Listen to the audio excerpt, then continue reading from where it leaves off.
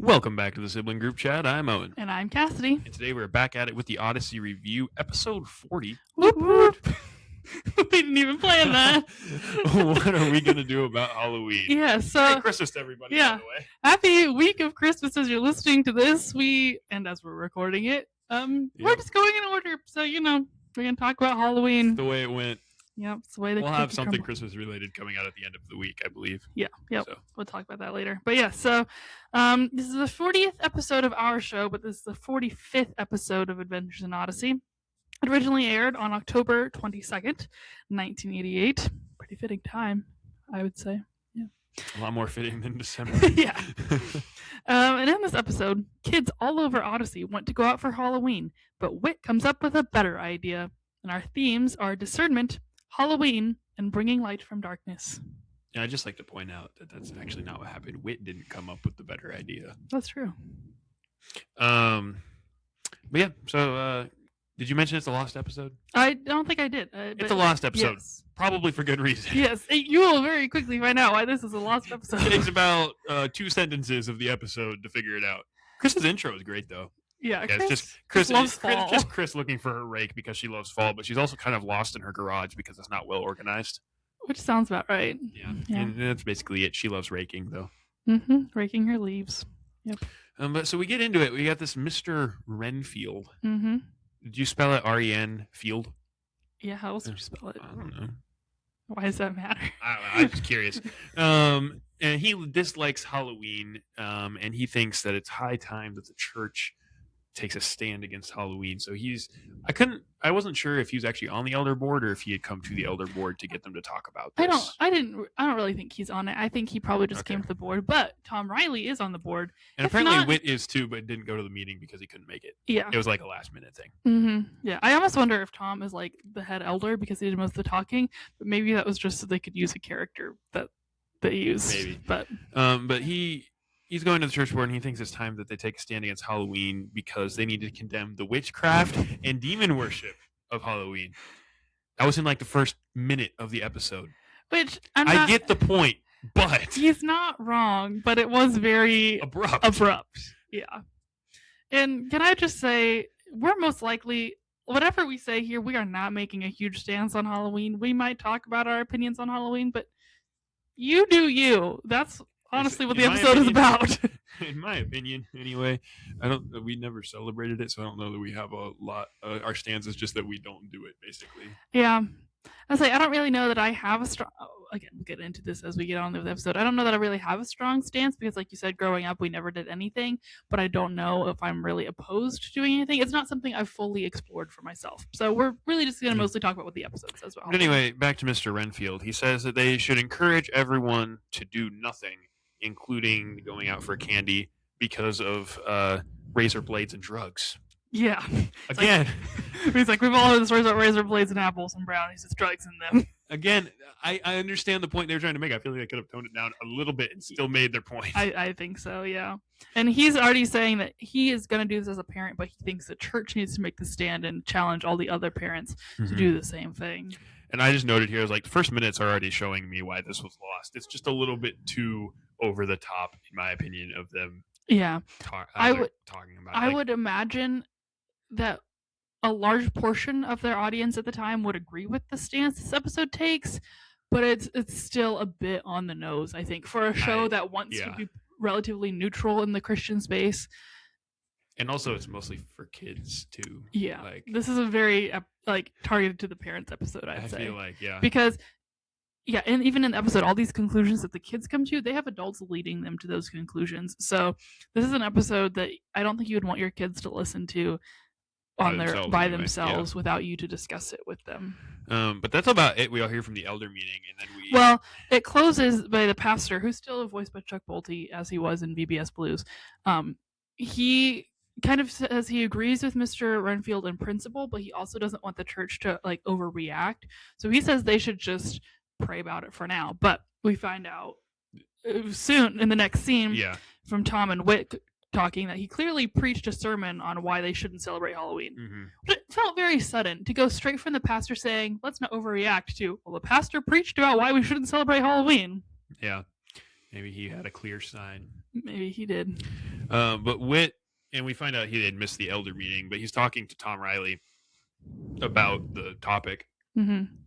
And then as they're talking, well, he mentions he couldn't leave, by the way, because Connie needed to study for a test, so he had to stay at Whit's End. Yeah. But Brad and Leonard, who both have new voices, I believe. I believe so, yeah. Brad is now voiced by the voice of Kurt, which he was the voice of Jack before. And I don't really remember the voice of Leonard, but I know it wasn't this. Yeah. So, yeah. And they come to talk to Mr. Whitaker because they're upset about their parents telling them they can't celebrate Halloween due to the sermon. Mm-hmm. And so they are kind of asking Mr. Whitaker if Halloween is actually bad. And I think what they're really going for is they're hoping they'll find some nugget of information that can help them convince their parents it isn't, because they just want to get candy for the most part. Yeah, all their friends that don't go to church are still going to be celebrating. So. Mm-hmm. And I really appreciate that before Whit says anything to them, he tells them, regardless of what I'm about to tell you, you need to obey your parents and do what they say. Which I feel like is kind of also a caveat of the creators of the show, the authors here, or Focus on the Family, even being like, I would hope that what they're saying with this is, regardless of what we're about to tell you, you need to decide this for yourself and obey your parents. Mm-hmm. Even though they clearly take a strong opinion in the episode, I appreciate that they also kind of said, listen to your parents. Listen to your parents, yeah. Because I think they even, part of what they're going to get to in later is that they take a stance, and there's still a character who takes the stance even like further against Halloween than the stance that the main characters are going to take. Yeah, I have that later on in my notes talking about convictions. Yeah, and I thought that was actually good, in part. Yeah. So they, after Whit telling them that they, regardless, they need to honor their parents' decisions, they ask Whit to tell them like the history behind Halloween, why it could be evil, and Whit's like, no, I don't think I will. Yeah, that's funny. He tells them, but I've got some encyclopedias. You can go look it up for yourself. Actually, no, it's not the encyclopedias. It's the books that he used his source material when he wrote the encyclopedia. Yes. Because they don't have Google or AI. They can go, hey, ChatGPT, what's the history of Halloween?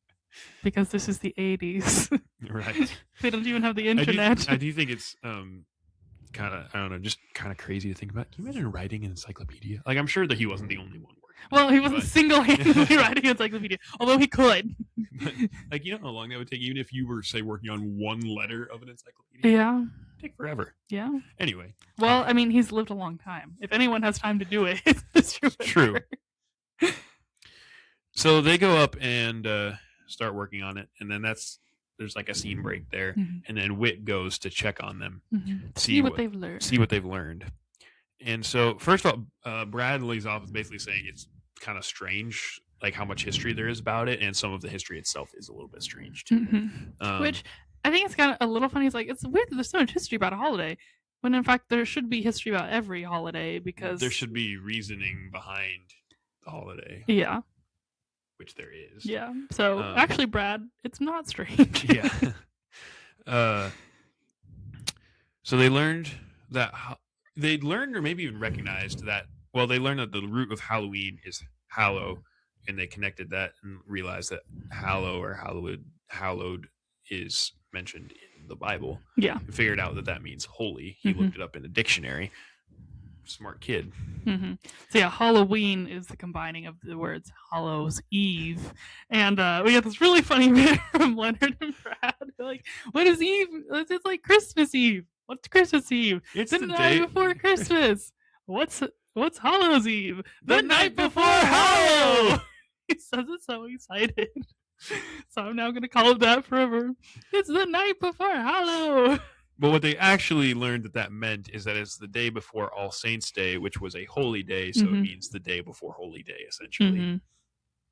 And so they learned that all the costumes and stuff is all related to Halloween being, they thought because it was... Well, if you back up a bit, November 1st, All Saints' Day, they say still is, because some denominations of Christianity still celebrate this, but is a day to celebrate and honor the saints, and different people are going to differ on what saints are. But anyway, so the idea was that the night before, the demons were going to try to wreak havoc because the next day was going to be really holy, and so that's where trick-or-treating came from.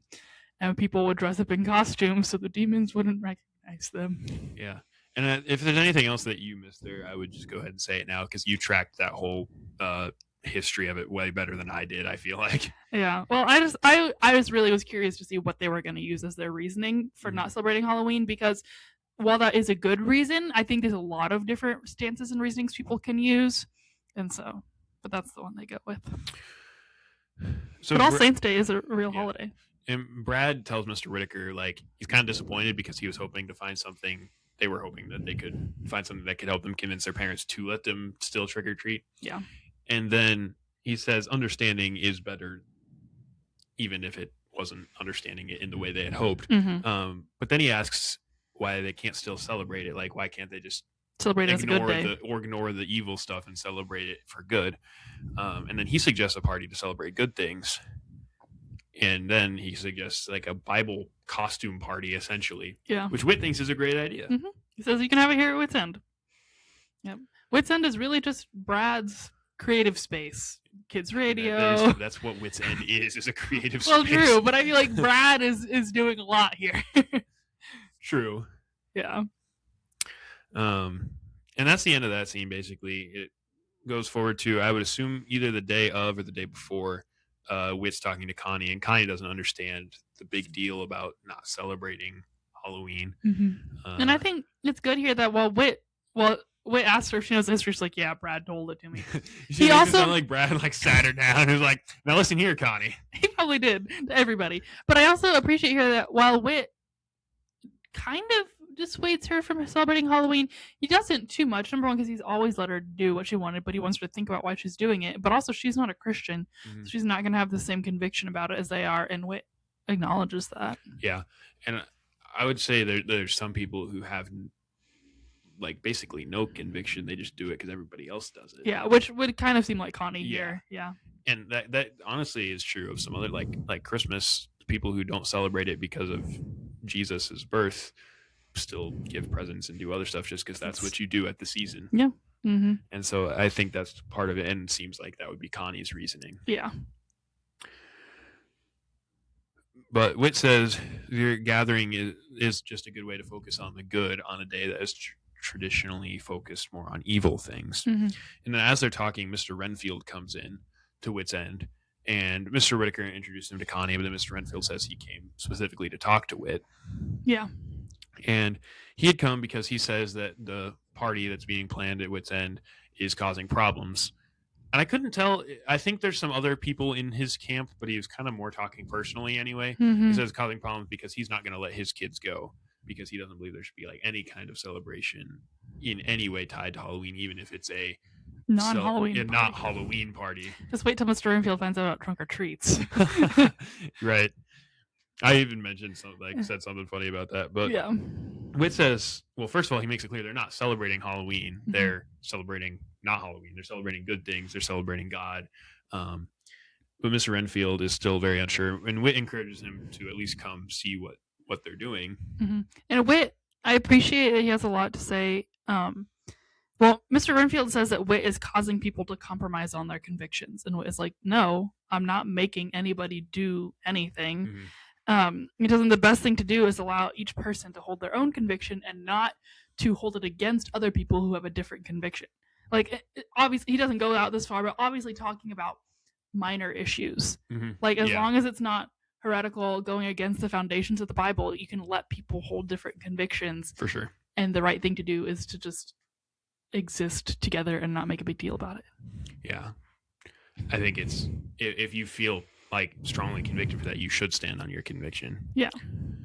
But Whit says one of the things he's trying to do is teach kids to actively work for good instead of just doing nothing, which is kind of what Mr. Renfield is doing. Like, they should just do nothing and completely avoid it. And Whit says he wants to, instead of doing nothing, he wants to actively pursue good instead of just doing nothing. Yeah, I think he said something about turning a negative event into a positive event. Yeah. And so that's it. And you get the idea that Mr. Renfield isn't very happy that Whit isn't going to cancel the party or anything. Yeah. There seems to be at least a little bit of a mutual respect between the two. Yeah, I mean, I think you can't really disagree with Whit saying, hold your own conviction and don't hold other people's convictions against them. Right. And then so that ends that conversation, and then we find ourselves. Oh, before that ends, Whit does tell him he will not cancel the party unless somebody shows him something from scripture that says it's wrong. And I feel like that was just a little push of people being like, the Bible doesn't talk about Halloween. Which is true. It's true. Because Halloween didn't exist. But neither did Christmas, so. Yes. And did you have any thoughts along those lines before we keep going? Because you were talking about holidays and stuff earlier. About people not celebrating other holidays? Well, you said like things that are tied to like pagan holidays or something. I think when we were talking about this before, I think I was just thinking there's a lot of arguments you can make against Halloween. Like they could have even brought up the fact of the holiday being at around the same time as a pagan holiday, which, like you said, you could argue the same thing for Christmas. And so there's a lot of arguments that can go into this, and I think it's probably smart that they didn't go into every single argument for and against Halloween. I just maybe would have gone a little farther if it had been me personally, but I don't know that you really need to. Right. So at the party, Tom is talking to Whit, and he thinks the party has turned out to be a huge success and tells Whit this. And Whit's like, well, I didn't do anything. Brad did everything. I just provided the building. I feel like Whit says that a lot. He's like, I didn't do anything. I just have a building. Brad did it all. Says that a lot, too. Yeah. He says he's never seen so many little Bible characters. Tom did, not Whit. Mm-hmm. Whit says at one point they're all cute little Bible characters. That's funny. Wait, he said cute more than once in the episode? When else did he say cute? He said about Connie's costume. We'll get there. I'm pretty sure he said something about the Bible kids being cute. That's funny. I didn't notice they're cute little kids. That's funny. Yeah. But then Brad come over and he's telling them about all the Bible characters. He's Moses, and Leonard broke his staff because he tried to pole vault over a chair. And then they asked where Leonard was. He said he's been standing in the corner all night. He said, yeah, we told him he's Lazarus and he hasn't been raised from the dead yet. It's the quietest he's been like ever. Which is honestly really smart for like thing to tell your annoying friend. Not saying do it, but that's really funny. It is funny. And I feel like Leonard is the type of person, like if you told him that he's Lazarus before you're like, he's gonna play the part. Yeah. So it's like, oh, I'm not allowed to move then. Yeah. I hope there was a Jesus who raised him from the dead before the end of the night, though. Hopefully, or he'd have had a really boring night. Yeah. Well, and then Whit does say that they acted out their Bible characters, yeah, which is kind of fun. And then they also did Bible drills. Mm-hmm.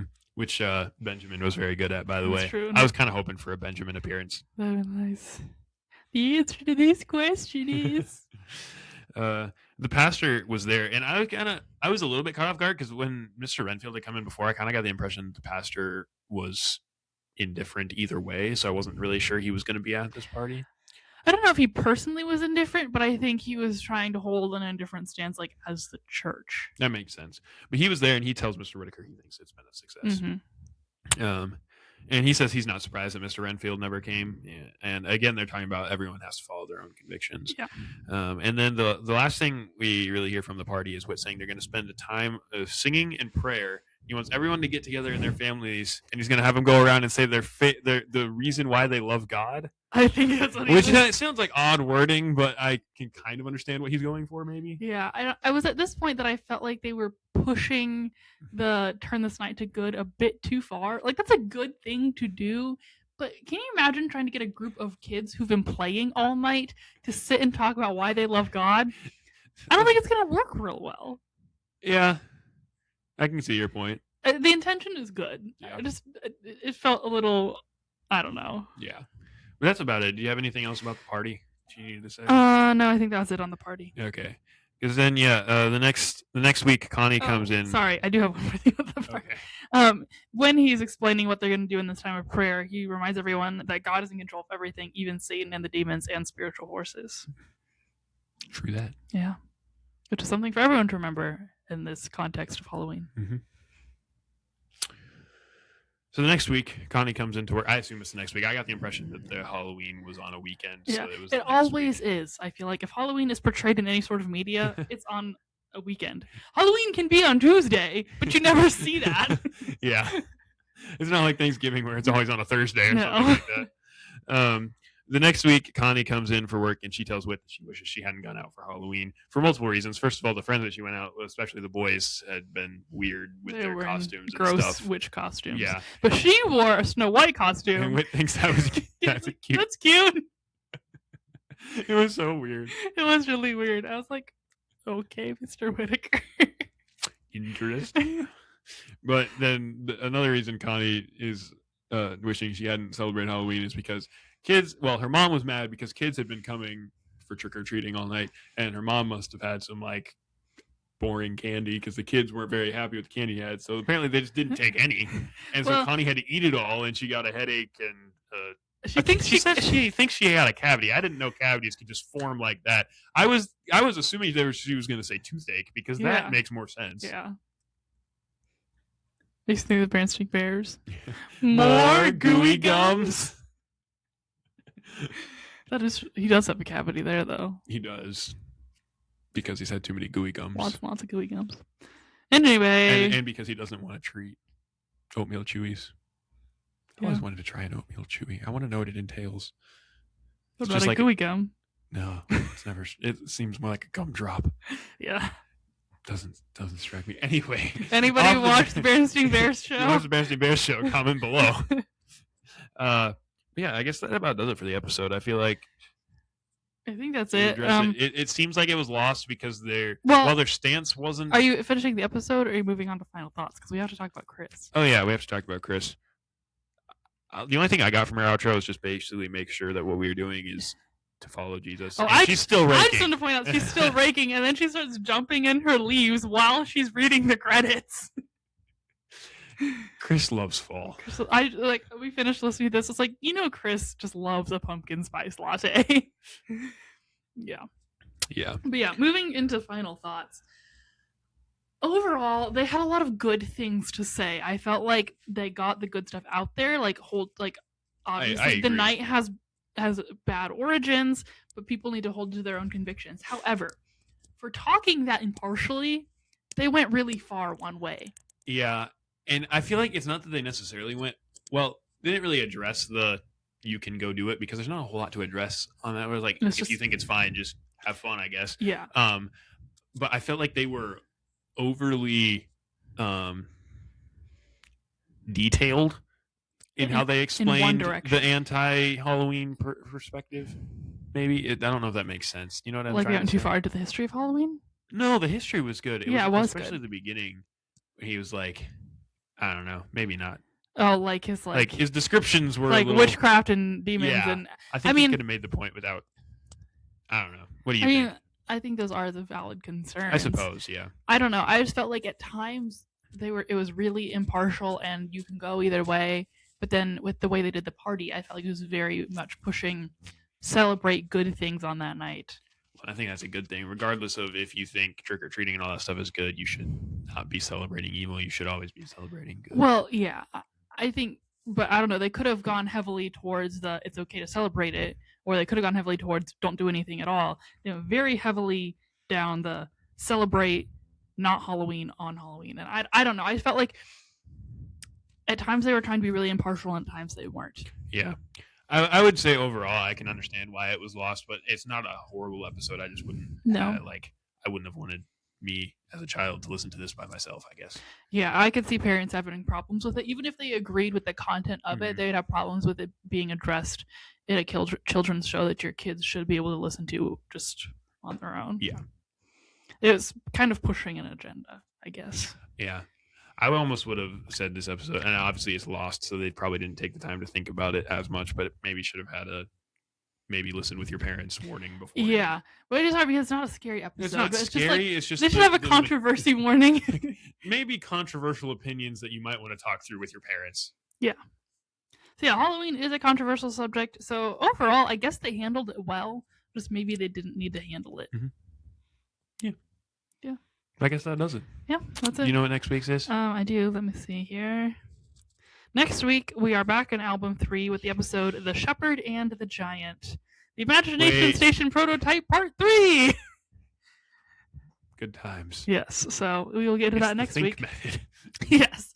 Until then, we hope you have a Merry Christmas if you listen to this when it comes out. We'll have a Christmas-themed, not Odyssey-related tier list coming out on Friday, correct? Probably, yeah. Probably Friday. And perhaps another bonus sometime in the near future. I don't know when we're going to air it, but we're going to record it right now. So stay tuned, and we will see you next time. Follow us wherever you get your podcast, and thank you for listening. Yep. Bye.